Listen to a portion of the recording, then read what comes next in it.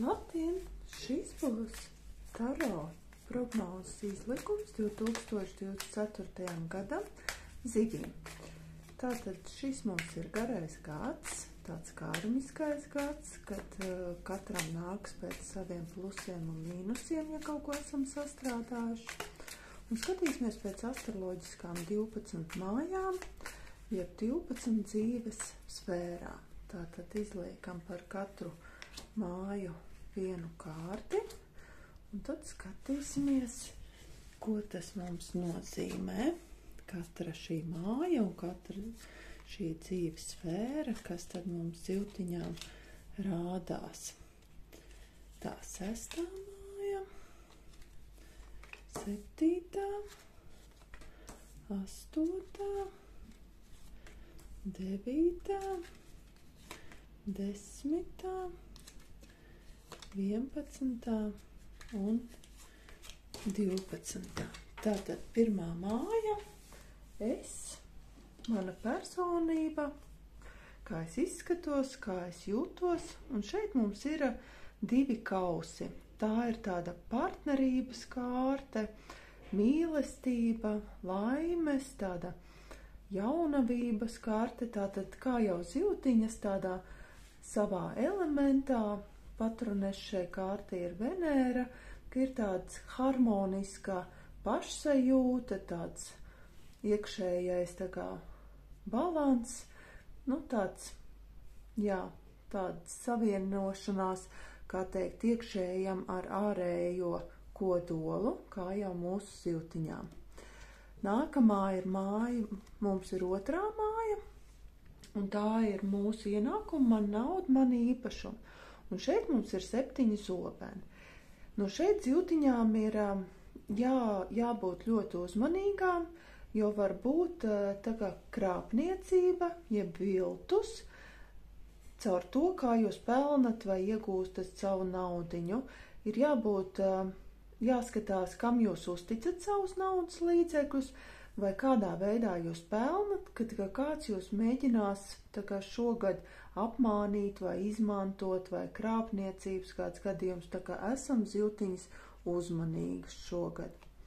3. māja mums ir brāļi, māsas, īsie braucieni, soda naudas, autolietas, tāds.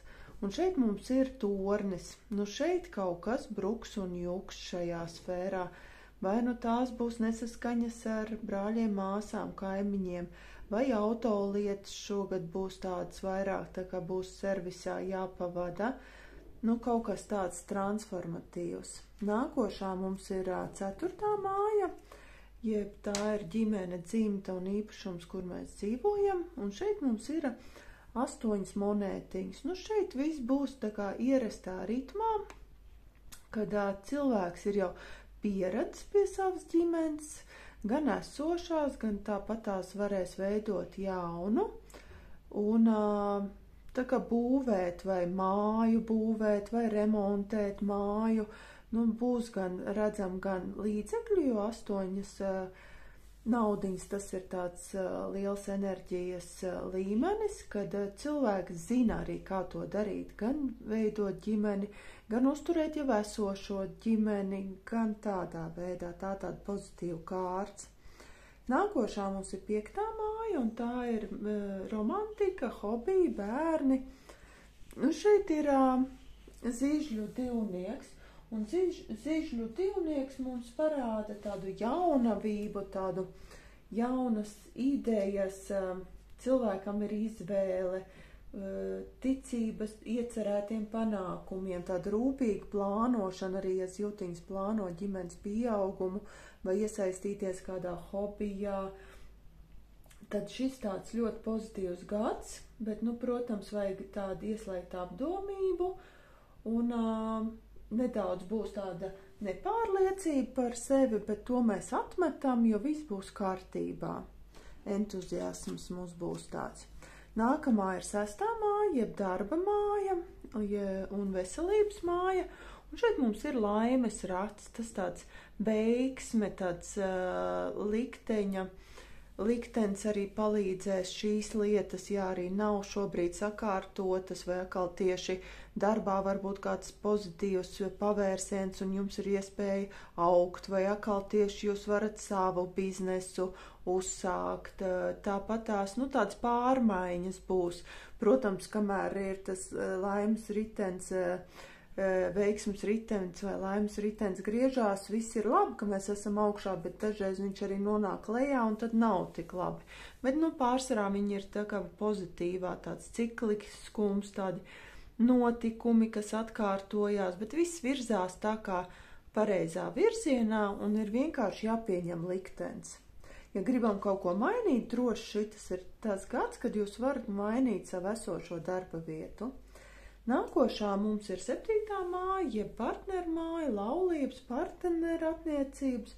Un šeit mums ir 10 zižļi. Kā redzam, jau kārts jau simbolizē tādu, ka cilvēks uz saviem smalkajiem pleciņiem, neatkarīgi vai tas ir vīrietis vai sieviete, ir nes visu ģimenes vai biznesa būtību, un viņš ir nedaudz piekusis no šīs nastas, un arī Saturns ir patronēs šai kārtī, kad arī, tāds, ka cilvēkam gan šķēršļi, pat ne šķēršļi, bet, vienkārši tāds, karmiskas tās attiecības varētu būt, gan arī, nav viegli. Šis nebūs viegls gads attiecībās, jo šeit ir biznesa, vīrs, sieva, jebkurš cilvēks, ko mēs satiekam, būs tāda nasta, nebūs viegli. 8. māja mums ir citu nauda, lielie kredīti, aizņēmumi, transformācijas māja, un šeit mums ir 5 zižļi.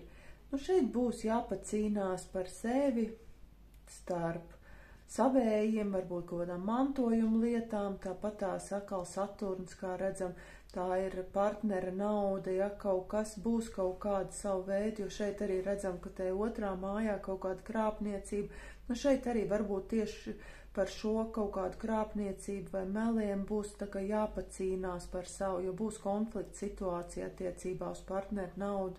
Tikpat labi tās var būt, ja, piemēram, mazums gadās kāda laulības šķiršana, tad tiek dalīta manta vai mantojums ģimenes starpā, jo šeit mēs arī redzam, ka ģimenē kaut kas būs, kaut kāds, sabrukums, tā kā tornis bruks, jā, tad kaut kas varam pastrīdēties par savām lietām.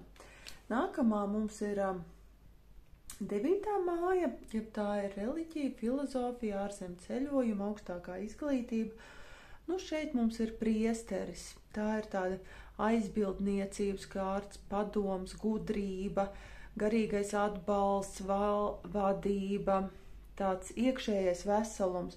Šeit viss ritēs pēc savu plānu, ja mēs arī esam ieplānojuši kādus ārzem braucienus, arī Venēra šeit mūs atbalsta, tā kā būs līdzekļi vai ar mīļoto cilvēku mēs brauksim, bet būs tāda, kā teikt, hierarhija, tradīcijas, prasības, tā kā viss būs tā, kā tam ir jābūt pareizi vai saplānotam, mērķtiecīgam. Nākamā mums ir 10. māja, un tie ir tā kā mūsu augstākie sasniegumi, karjera, mūsu profesija.